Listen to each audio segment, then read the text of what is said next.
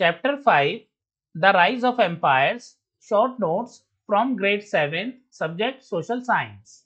Introduction. In ancient India, many regions were ruled by kings.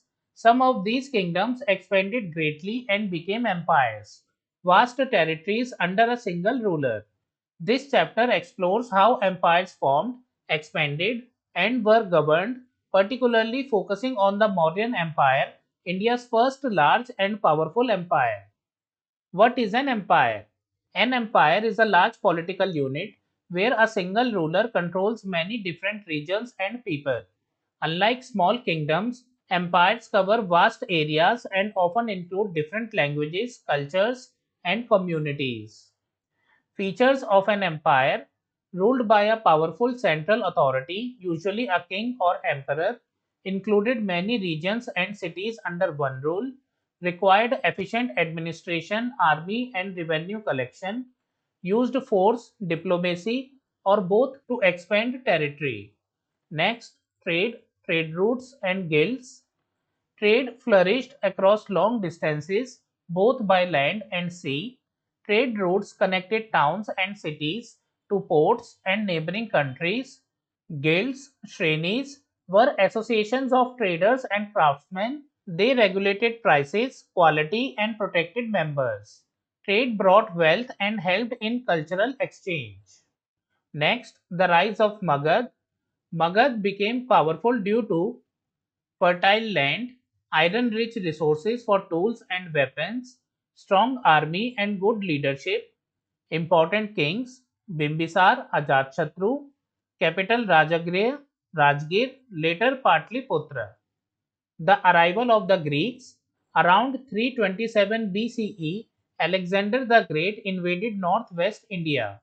His army reached the river Beas but refused to go further. Alexander's campaign showed India's connection to other parts of the world.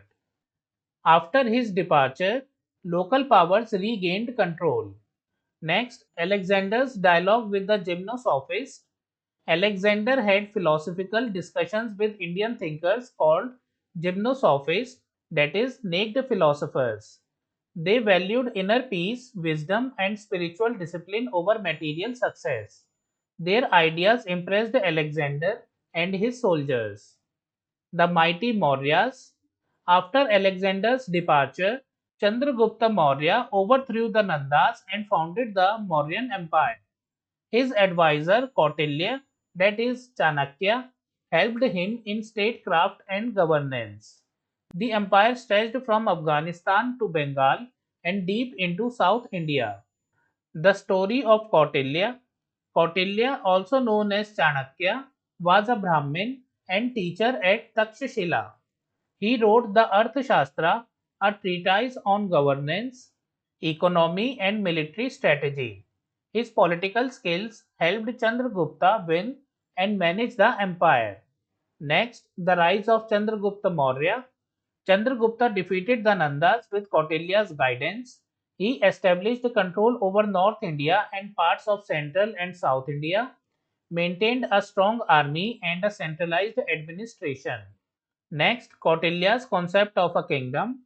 According to Kautilya, a successful kingdom had first a wise and strong ruler, second loyal ministers, third a hard-working population, fourth a strong army, fifth good economy, sixth fortified cities, seventh friendly neighboring states. This was called the Saptānga theory, the seven elements of a kingdom. Next, Kautilya's Saptānga, seven elements of a kingdom. First, Swami, the king. Second, Amatya, ministers. Third, Janapada, territory and people. Fourth, Durga, forts. Fifth, Kosha, treasury. Sixth, Dand, army and law enforcement. Seventh, Mitra, allies and foreign relations. The king who chose peace. Ashoka, Chandragupta's grandson, expanded the empire further. After the Kaling War, he was horrified by the bloodshed. He adopted Buddhism and followed Dhamma, righteous path. He spread messages of peace through inscriptions and missionaries. Life in the Mauryan period. The empire had a centralized administration. Officials collected taxes, managed trade, maintained law and order, and ensured public welfare. Agriculture and trade were the main occupations. The empire had roads, rest houses, and efficient communication. Next, some contributions of the Mauryas, life and people. People from many communities and regions lived together. There were farmers, traders, artisans, officials, and monks. Women also played important roles in social and religious life.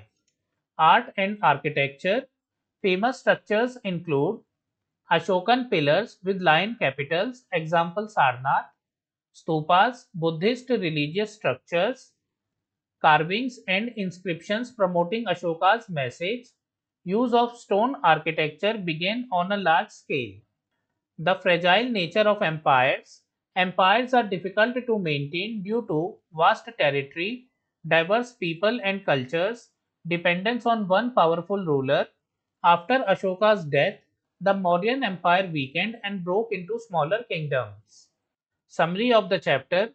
This chapter explains the rise and fall of empires in ancient India, focusing mainly on the Mauryan Empire. It covers the concept of an empire, importance of trade and guilds, political strategies of rulers like Chandragupta Maurya and Ashoka, Kautilya's theory of governance, the values of Buddhism and peace, contributions in art, architecture, and administration. The Mauryan Empire remains one of the most significant periods in Indian history for its size, governance, and cultural contributions. So, friends, we have completed short notes from chapter 5, The Rise of Empires. We will do question answers of this chapter in a separate video. If you like the video, kindly like it and share it with your friends.